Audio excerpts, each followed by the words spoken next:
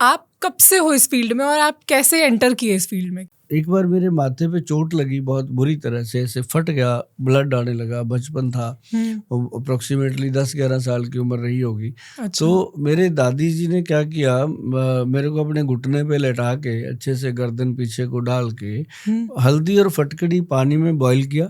हाँ। उसके अंदर कॉटन रखा, उससे इसको वॉश करती रही। अच्छा। हफ्ता 10 दिन किया, ये ठीक हो गया।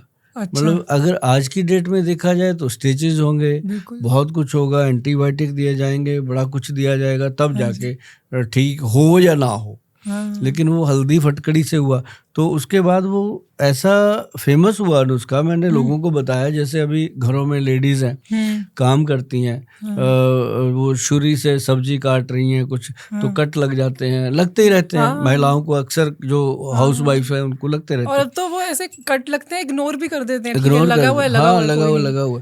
तो मतलब अगर रसोई घर के अंदर एक फटकड़ी को और साथ में उसके हल्दी को मिश्रित करके, मतलब बराबर मात्रा में, मतलब 10 ग्राम हल्दी 10 ग्राम फटकड़ी को बना के एक डब्बी में रख लें भर के।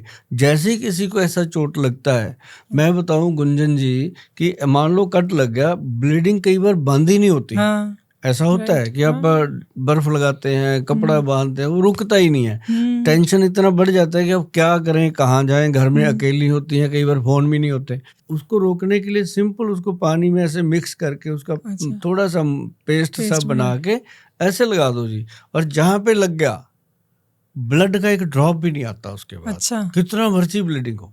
ये उसका इतना इफेक्ट इन चीजों। तो ये सारी चीजें देखते देखते मैं आगे बढ़ा। आगे बढ़ते बढ़ते फिर मुझे लगा कि यार ये तो एक अलग विज्ञान है। तो लेकिन इसका मुश्किल बहुत है, क्योंकि एलोपैथी में आप देखिए, हॉस्पिटल बना लीजिए, पहले दिन से चल पड़ता है, क्योंकि हर इंसान चाहता है कि दवाई दो, मैं काम करूं। आयुर्वेद थोड़ा सा समय लेता था, इसलिए लोगों का था कि मुझे 30 ईयर लगे मैडम, 30 वर्ष लग गए मुझे लोगों को ये चीज समझाने में। और जब उनको समझ आई तब हमारा रिटायरमेंट का टाइम आ गया। मतलब ये एक बड़ी बात है कि अपने देश में आयुर्वेद 5000 साल से भी पहले की पैथी है, और इस पैथी को दिया था भगवान शिव भोलेनाथ ने। जो नाड़ी वैद है, जो नब्ज देखते हैं, सबसे पहला वैद कौन हुआ होगा धरती पे?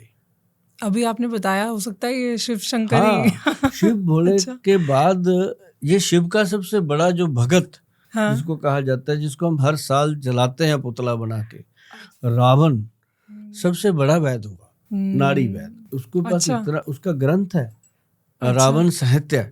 उस ग्रंथ के अंदर इतने नुस्खे दिए हुए, मेरे पास है, वो बड़ा वो दुर्लभ है।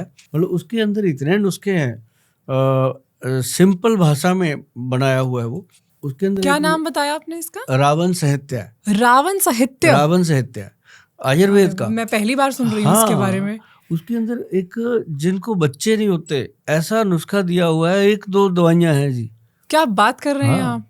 उसमें नुस्खे दिए हैं? नुस्खे, आयुर्वेद के इतने बड़े नुस्खे। अब आप देखिए कितनी बड़ी चीज मैं आपको बताने जा रहा हूँ। जब लक्ष्मण जी मूर्छित हुए, आप रामायण तो देखते होंगे, सुनते होंगे, सबने देखी सुनी। और जिसको पता है रामायण के अंदर कि जब लक्ष्मण जी मूर्छित हुए तो हनुमान जी सुसैन वैद्य को लेके आए।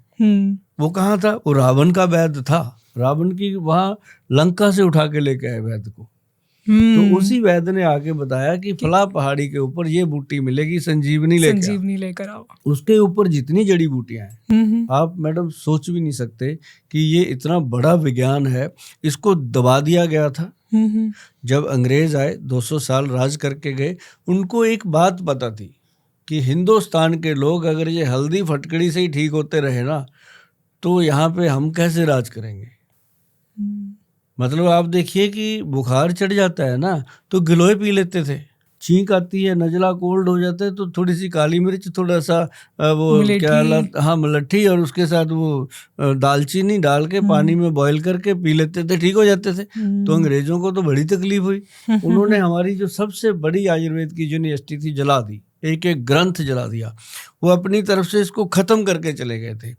लेकिन ये संजीवनी है, ये राख से भी पैदा हो जाती है।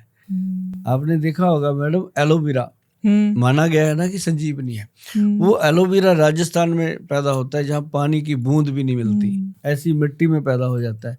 तो मतलब आयुर्वेद जो है ये मेरे रोम रोम में बस गया।